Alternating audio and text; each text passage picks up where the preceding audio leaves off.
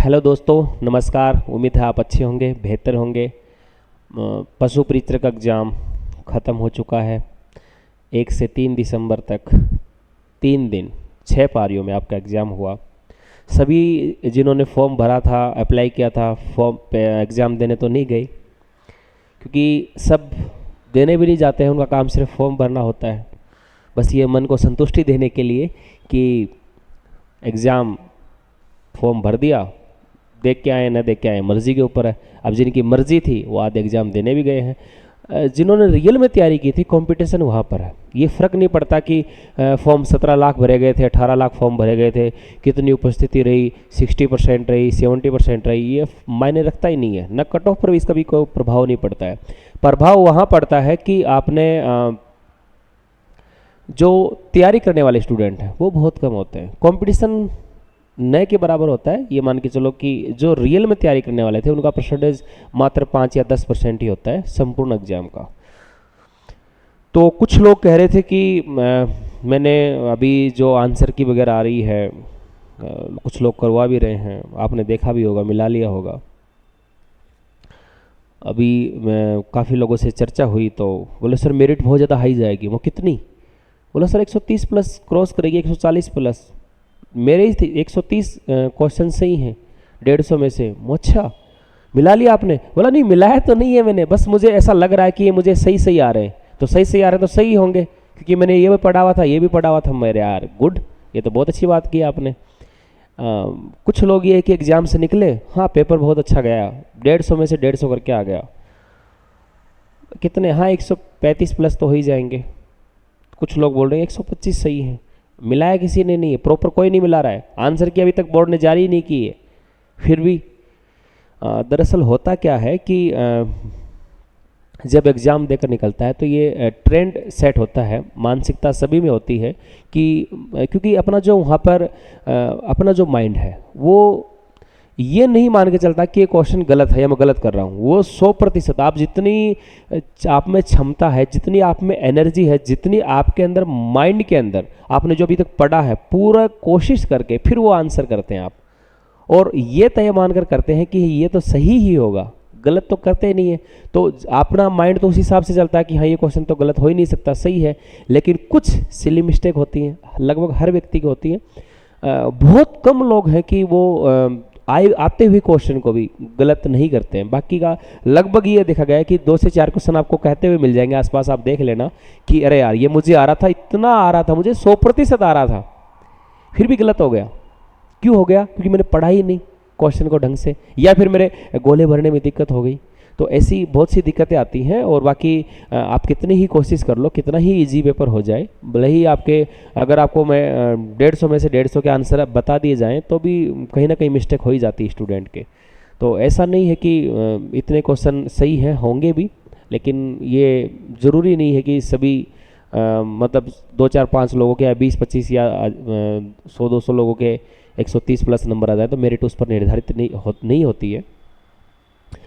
मेरे अकॉर्डिंग अगर मैं बात करूं मेरिट की, तो एक जनरल आइडिया, सामान्य लोगों से पूछताछ और उनके फ्रेंड सर्किल से जो मैंने एनालिसिस किया है। मैं पेपर तो देख ही रहा था पिछले 3 दिन से। आज का भी अभी पेपर जो अभी आया आज 3 दिसंबर का, सेकंड शिफ्ट का, वो भी पेपर मैंने एनालिसिस किया। तो उसमें ये था कि जो मेरिट है मेरे अकॉर्डिंग जो जनरल की है वो रहेगी 113 से 123 के बीच। अब इसमें ये हो सकता है कि 124 लास्ट हो सकता है, इससे ज़्यादा ऊपर मुझे संभावना नहीं लग रही है। बाकी कुछ लोग मिल जाएंगे आपको, इससे कम की संभावना है। क्योंकि अगर 140 भी किसी ने क्वेश्चन किए, मान लो कि 140 145 अटेंड किए, तो 8 10 15 गलत उसके मान जाओ। मान लो कि 10 क्वेश्चन भी गलत हो, और इतने हो ही जाते हैं। तो जब एग्जाम देके निकलते हैं, आपको पता है आप एग्जाम देके आए हो, तो पूरे में से पूरे तो सही होते नहीं है। तो एक जनरल आइडिया लगाए अपन, तो लगभग का जो स्कोर बन रहा है वो यही बन रहा है। और काफ़ी लोगों का, मतलब बहुत से स्टूडेंट हैं जिनसे मेरी बात हुई है, तो लगभग का जो एक जनरल आइडिया था इतने तक पहुंच पा रहे हैं। जो रील में जिन्होंने तैयारी की थी और बाकायदा इसके ऊपर काफ़ी 5-6 महीने से इसी के ऊपर डेडिकेटेड हो गया आ रहा था, उनका स्कोर जो आ रहा है लोगों का करीब करीब मेरे जानकारी में जो स्टूडेंट थे करीब करीब 200 और 250, 200 से 250 स्टूडेंट थे, उनका काफ़ी अच्छी तैयारी थी, इंटेलिजेंट है, बहुत ज़्यादा इंटेलिजेंट है, सुपर इंटेलिजेंट भी हैं उनमें से कुछ। तो उनका जो मैक्सिमम स्कोर था वो 127, 121, 119, 117, 114, 110, 119, मतलब लगभग का यही चल के आ रहा था। जनरल की मेरिट लगभग आप जब फाइनल जब आएगी, बाकी तो बोर्ड के ऊपर है, ये तो अनुमानित होती है, जो एक्चुअल जो मेरिट होती है वो तो बोर्ड ही तय करता है। 117 से 117 से 127, ओबीसी की 116 to 122 रहने वाली है, एमबीसी की 109 से 114, ईडब्ल्यूएस ये यहाँ थोड़ा सा ज़्यादा भी जा सकती है, पर बाकी 117 लास्ट रह सकती है, एससी 106 से 110 और एसटी 104 से 107। अभी ये गर्ल्स कैटेगरी है, यानी कि महिला अभ्यर्थी जिन्होंने फॉर्म अप्लाई किया है, उनकी मेरिट जनरल की 115 से 119, इतनी तो जाएगी, इससे कम तो नहीं जाएगी।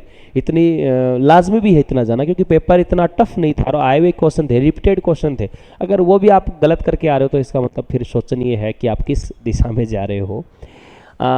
ओबीसी 114 से 117, ओएमबीसी 106 से 108, ईडब्ल्यूएस 107, 109, 104 to 107 एससी कैटेगरी की, और एसटी की 101 से 103 के बीच में लगभग कट ऑफ रहेगी। ये अनुमानित कट ऑफ है, मुझे लग रहा है कि इसके इर्द गिर्द रहने वाली है, 1-2 नंबर ऊपर नीचे, इससे ज़्यादा मुझे संभावना नहीं लग रही है। 124 ये लास्ट है जनरल की अगर मैं बात करूँ तो, बाकी मुझे संभावना नहीं है, बाकी तो बोर्ड ही बताएगा। अब ये देखो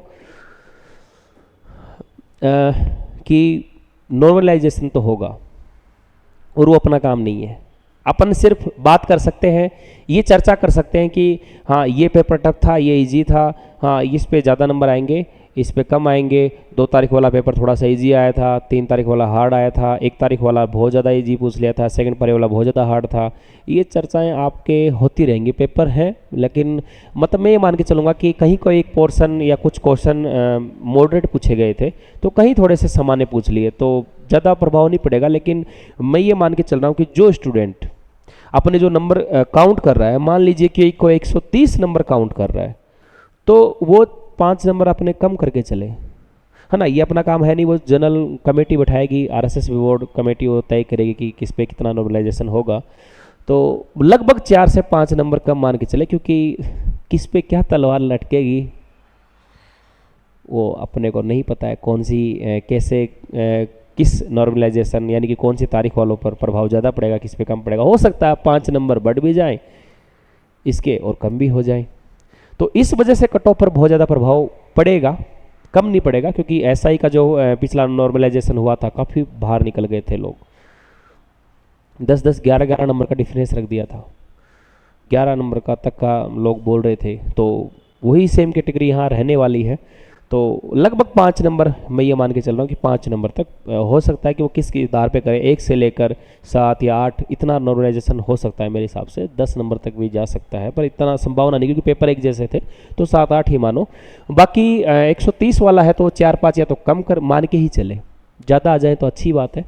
तो ज़्यादा खुश होने की आवश्यकता नहीं है कि किसी के 135 हैं, और हो सकता है कि नॉर्मलाइजेशन हो गया 110 नंबर का हो गया 125 पे आ गया, 125 वाला 135 पे चला गया, हो सकता है कि 110 वाला 120 पे चला गया, 117 पे चला गया, 117 वाला नीचे आ गया। तो ये खेल तो होना है, बाकी वो बोर्ड के ऊपर है कब क्या होगा, बाकी देखते हैं। कट ऑफ जब आएगी तब अपन चर्चा करेंगे, मेरे अकॉर्डिंग यही है। बाकी आपको लगता है कि किसी के कितने क्या क्वेश्चन सही हुए स्टूडेंट के, वो आप कमेंट बॉक्स में उनका आंसर जरूर देना, है ना, कि कितने जब उसने पेपर मिलाया है अपना विभिन्न गाइडों से, बुक से, या इसके अलावा भी कोई काफ़ी इतर चीज़ें हैं उनसे मिलाया होगा आपने, तो कितने क्या बन रहे कमेंट बॉक्स में ज़रूर बताना। आपके कोई भी क्वेश्चन हो वो कमेंट बॉक्स में आप बता सकते हैं, उसका जवाब देने का कुछ ज़रूर प्रयास करेंगे। तब तक के लिए बहुत बहुत धन्यवाद, थैंक यू।